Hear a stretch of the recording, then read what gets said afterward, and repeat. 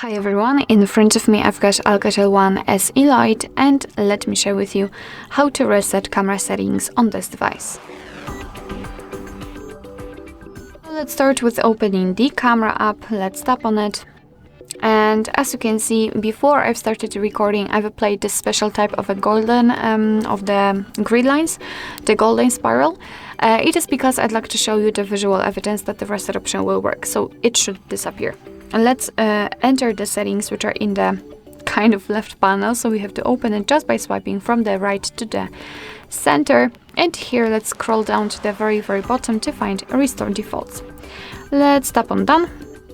And as you can see, we just got back to the camera and the grid lines, the golden spiral, is not visible, which simply means that we just successfully reset all camera settings.